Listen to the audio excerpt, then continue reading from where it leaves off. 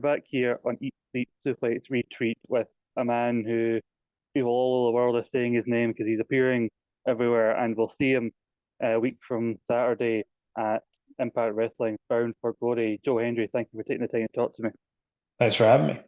And Joe, obviously, you got your eyes set on the big prize coming up. And I'm not just talking about the Impact World Championship, but you recently put it out on social media, your declaration that you will be coming for the position of Christmas #1. Yeah, you know what? Why not just go for it all this year? Go for Mm. TNA World Championship. Has anyone ever been the TNA World Champion and had a Christmas #1? I don't think that's been done before, and I like to aim big. So that's right. I feel that this is a historic year for TNA. We're going to do historic business in 2025, and I feel the best way to do that is to have Joe Hendry lead the charge. But to do that, I need to prove that I can take the title from Nick Nemeth, get that title, and then we'll go for Christmas #1, and we will go on to have a historic 2025. And great. Obviously, you had all the success earlier this year. You managed to get your song all the way to #4 in the UK Top 40. Yeah. Hell of an accomplishment as well. And where did the idea to then take this to #1? Did you always have this in the back of your mind when you're trying to get the charts, or was this something that came along later? Well, the first song I ever did was a Christmas song, and it's a fun thing to do. I feel it's on brand for me, and we can raise some money for charity at the same time. So I thought, you know what? Why not? Let's commit. Let's do it. And I'm sure for wrestling fans listening to the radio this festive season, your song will be a bit of a break from listening to Mariah Carey for the 40th millionth time. Hey, no shade towards Mariah Carey for me on this one. That is one hell of a Christmas song. I have to take my hat off. That is a damn good Christmas song. But going back to TNA is obviously with Bound for Glory coming up a week from Saturday. I think I think fans have seen that TNA's put a hell of a lot of faith in yourself, and is this spot at Bound for Glory the biggest show of the year? Further validation for that. Obviously, you've been a big part of the TNA WWE crossover. You did the stuff with the Hardys earlier this year, and now another feather in your cap to be part of this main event. Absolutely. It's a huge honor and a huge opportunity. As I've said in many other interviews, my favorite moment in wrestling is when Kurt Angle shows up to confront Samoa Joe and he headbutts him, and it's this chaotic situation. It's everything that wrestling should be. And I remember having that on my video iPod in 2007, I think it was. And now here I am in the main event of our biggest show of the year, Bound for Glory. We've been selling out left, right, and center. We're on a streak of sellouts. It's such a hot time for the company. It's super exciting, and I'm just very honored to be a part of it. And obviously, you actually made your debut 2 years ago at Bound for Glory as part of the Call Your Shot Yes. Gauntlet. So, Yep. how much of a whirlwind has it been your time in TNA, for the past 2 years to come full circle now back in the top spot? Yeah, do you know, I actually hadn't thought about that. That is something I'm incredibly proud of.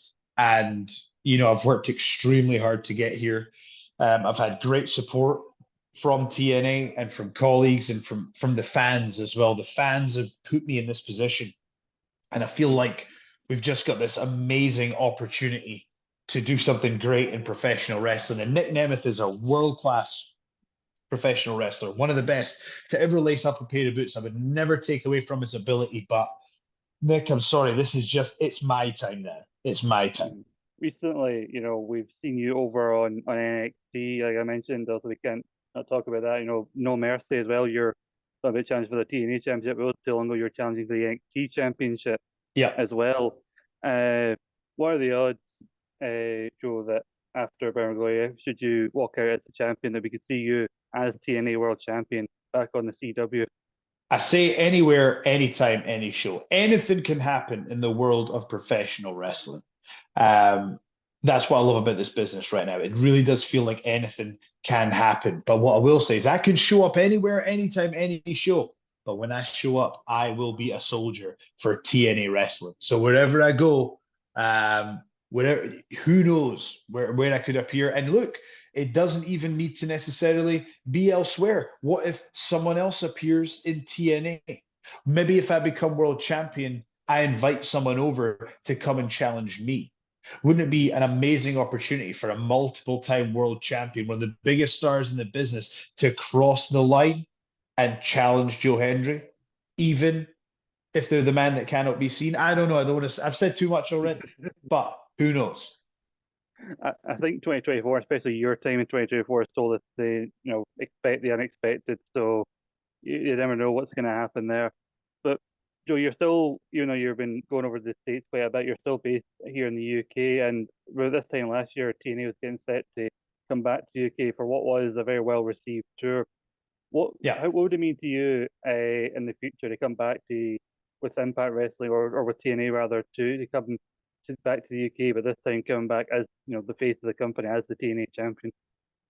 I would love nothing more than to come back to the UK and wear that TNA World Championship belt. I would love nothing more, but I cannot look beyond the challenge that is Nick Nemeth. He's one of the best to ever do it.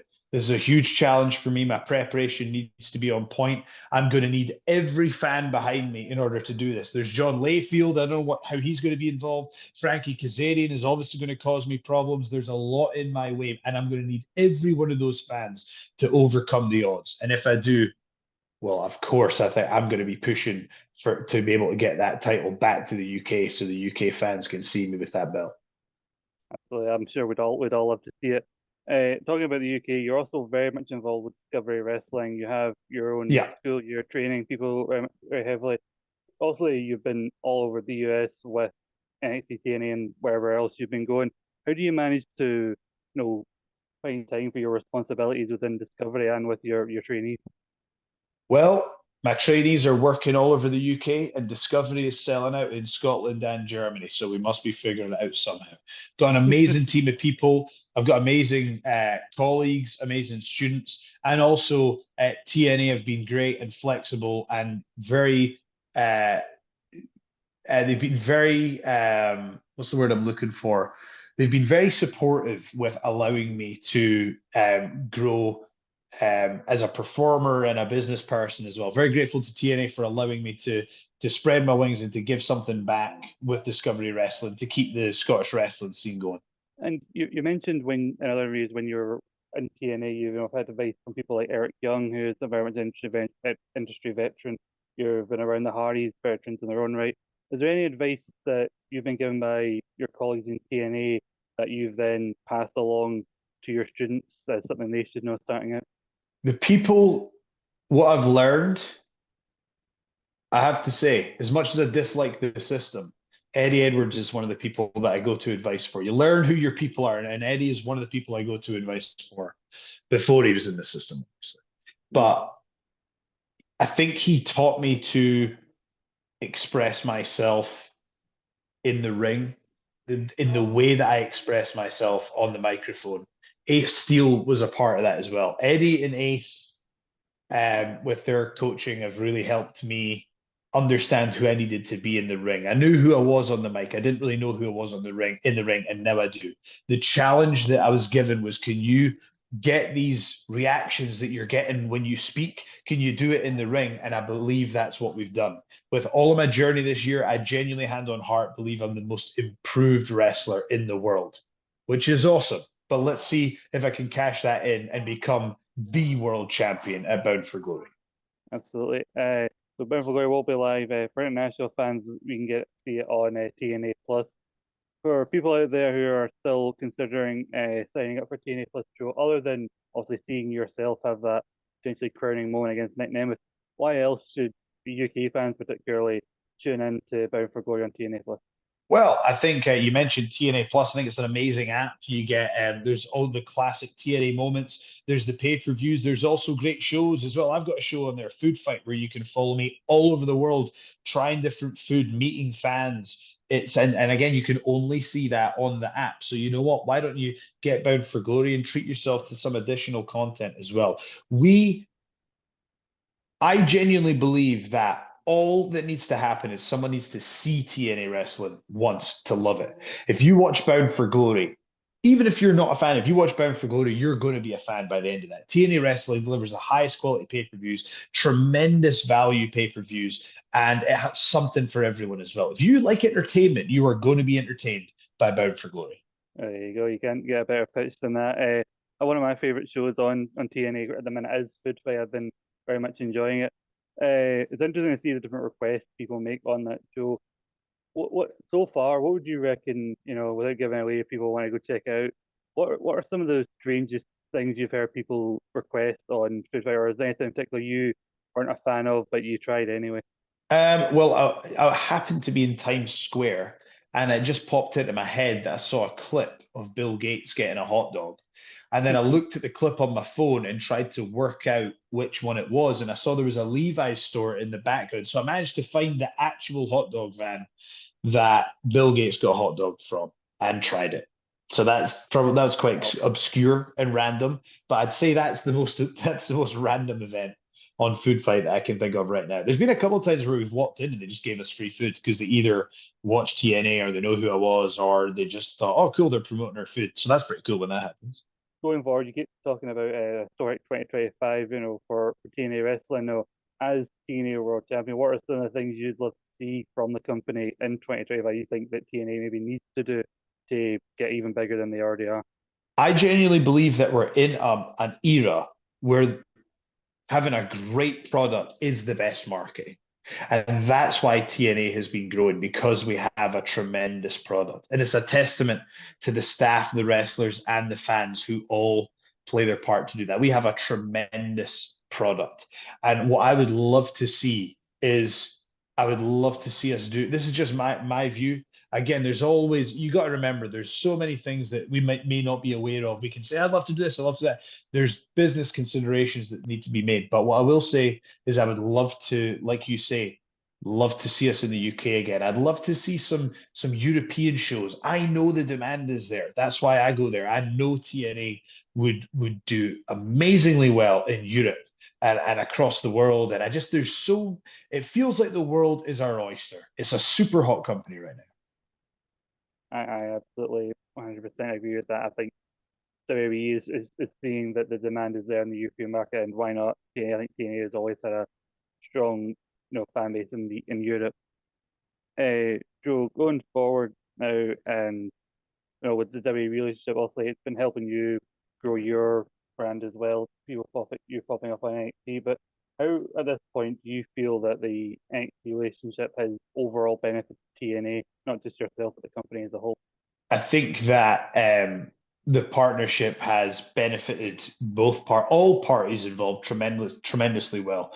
It's been great for the wrestlers, it's been great for the fans, and it's been great for both TV shows as well. Something I'm really proud of is that when people from TNA go over, they just get such a great reaction. And it was such a nice moment to walk in there and be greeted by the fans. And it's nice to know that there's such a respect between the fan bases.